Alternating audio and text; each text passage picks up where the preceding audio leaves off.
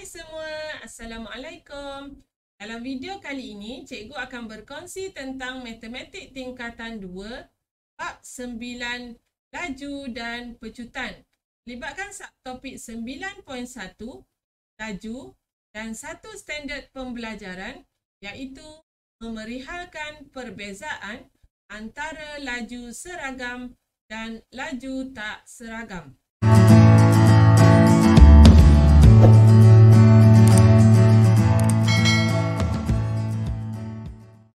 Dalam video kali ini, kita akan bincangkan tentang laju seragam dan laju tak seragam.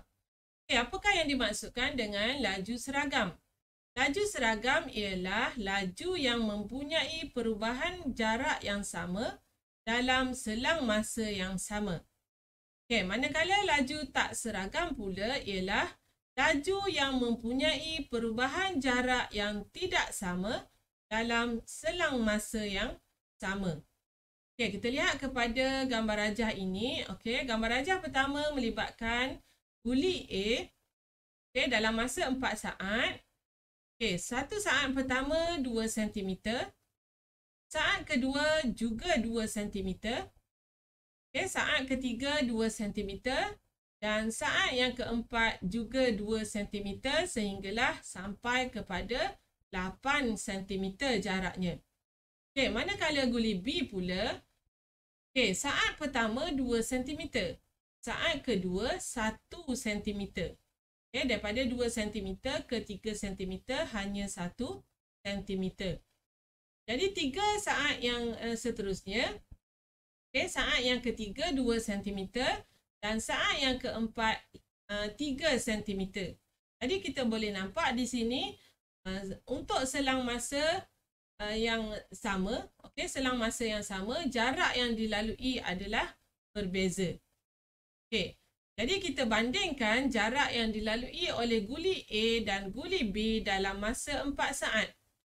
Guli yang manakah mempunyai laju seragam? Dan guli yang manakah mempunyai laju tak seragam? Jelaskan idea anda. Tadi cikgu dah terangkan tentang guli A. Guli A bergerak dalam selang masa yang sama melibatkan perubahan jarak yang sama. Maka guli A bergerak dengan perubahan jarak yang sama dalam selang masa yang sama. Kita boleh buat kesimpulan guli A bergerak dengan laju seragam. Kita lihat pula guli B. Guli B bergerak dengan perubahan jarak yang berbeza. Maka guli B bergerak dengan laju tak seragam.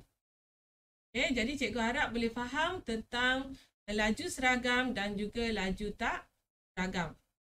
Seterusnya kita akan lihat graf jarak masa bagi guli A.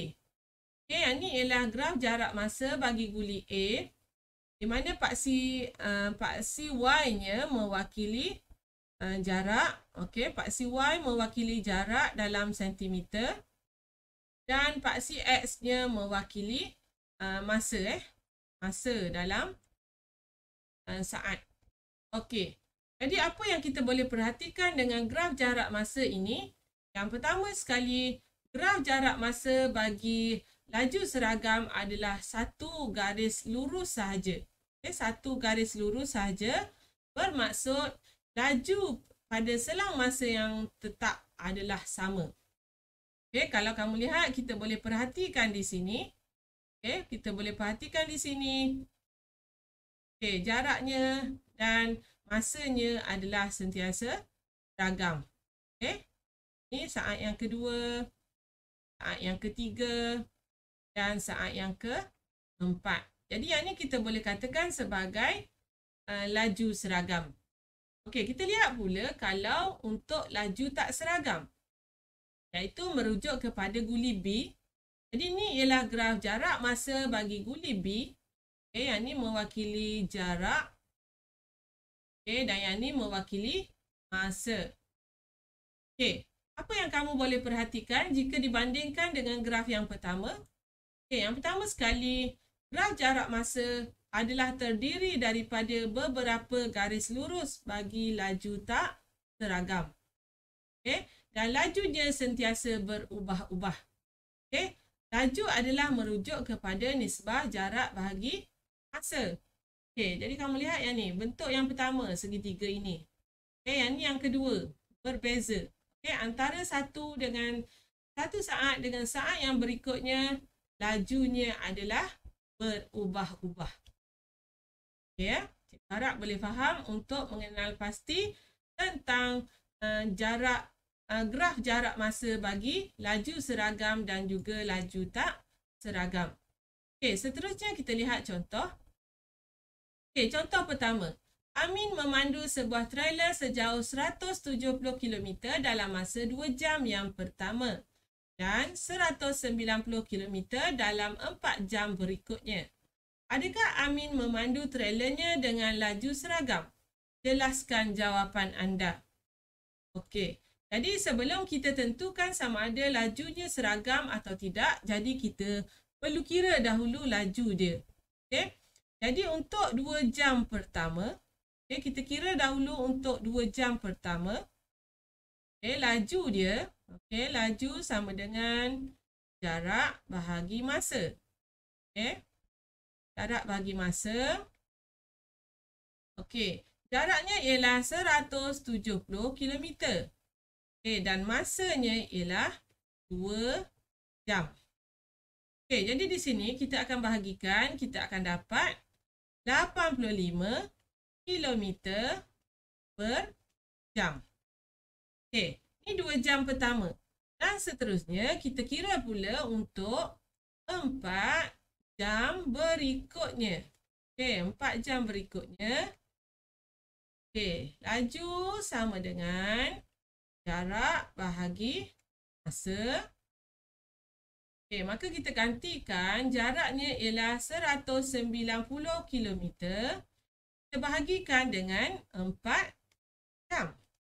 190 km kita bahagi dengan 4 jam, kita akan dapat 47.5 km per jam.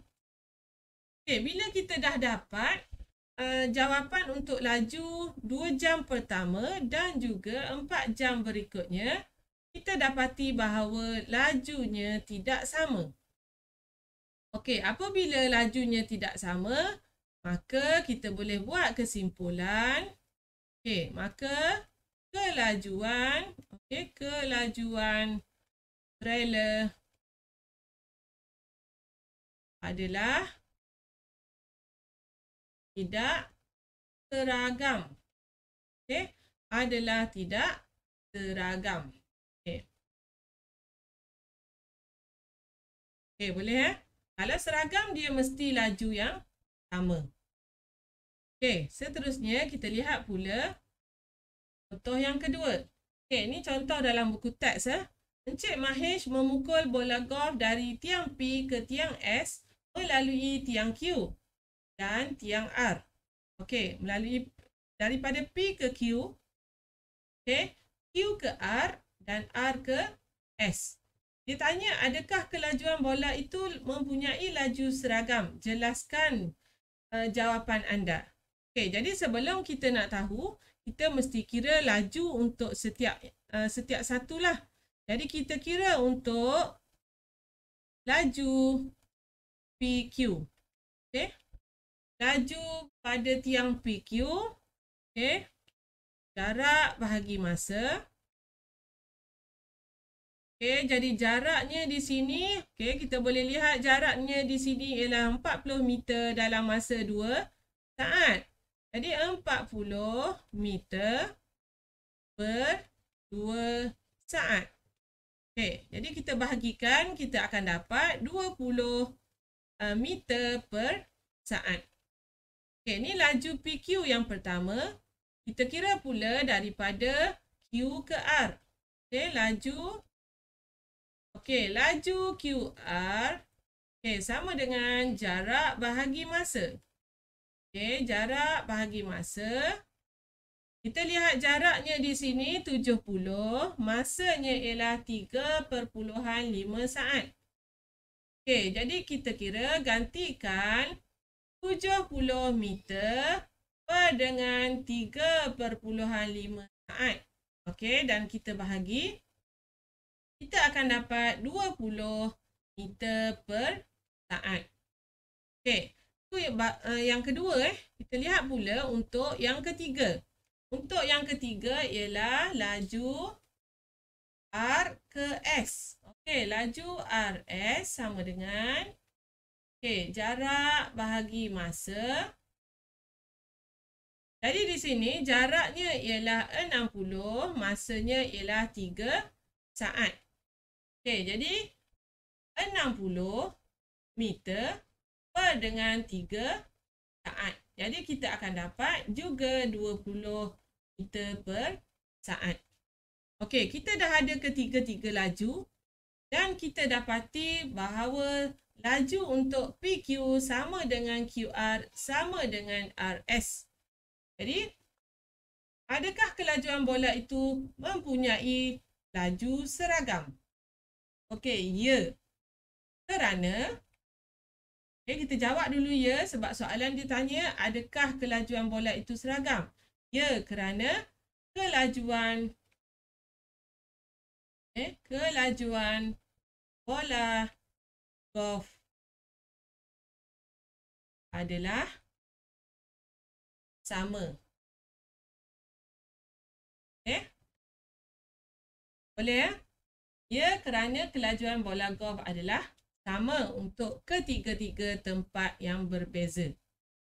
Okey, seterusnya yang terakhir kita lihat pula contoh 3.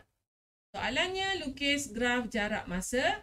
Daripada graf tersebut, buat kesimpulan tentang laju seragam dan laju tak seragam. Okey, diberi dua jadual yang berbeza. Kita lukis dahulu untuk yang pertama. Okey, yang pertama, kita ada masa dan juga jarak. Jadi untuk yang pertama ni, jarak berada di paksi Y. Okey, jarak dalam meter. Okey, yang kedua ni ialah masa dalam saat. Okey, masa dalam saat. Jadi masa kita bermula dengan sifar 1, 2, 3, 4. Okey. Dan untuk jarak, 10, 10, 20, 30 dan 40. Okey, jadi kita plotkan titik bermula daripada sifar-sifar di sini. Okey, seterusnya 1, 10. Okey, 2, 20. 3, 30. Dan 4, 40. Okey, kita plotkan titik dan akhirnya kita akan sambungkan. Jadi kita dapati bahawa graf jarak masa yang pertama merupakan laju seragam kerana terdiri daripada satu garis lurus sahaja. Okey, kita lihat pula untuk jadual yang kedua. Okey, jadual yang kedua kita akan lukis juga grafnya. Okey. Yang pertama, paksi Y-nya ialah jarak dalam unit meter. Dan untuk paksi X-nya ialah masa dalam saat. Okey, jadi masa dia ada 1, 2, 3 dan 4. Okey, juga ada 4. Dan untuk jaraknya sehingga 30. Jadi cikgu buat 10, 20, 30. Okey, kita plotkan titik. Yang pertama ialah sifar-sifar. Okey, yang kedua ialah 1, 3. Okey, 2, 7. Okey, 3, 16. 3, 16. Dan 4, 30. Okey, dan kita perlu sambungkan. Okey, sambungkan titik ini membentuk satu graf. Dan kita dapati bahawa graf bagi jarak masa untuk yang kedua ni terdiri daripada beberapa garis lurus. Maka apakah kesimpulan yang kita boleh buat? Okey, kesimpulannya graf yang pertama ini merupakan laju seragam. Okey, dan yang kedua merupakan graf bagi laju tak seragam. Okey. Jadi cikgu harap kamu boleh faham tentang beberapa contoh yang telah cikgu sertakan tentang laju seragam dan juga laju tak seragam. Okey, seperti biasa sekiranya ada apa-apa persoalan, bolehlah ditulis di ruangan komen. Berminat dengan video-video yang cikgu kongsikan? Jangan lupa untuk like, share, komen serta subscribe. Terima kasih.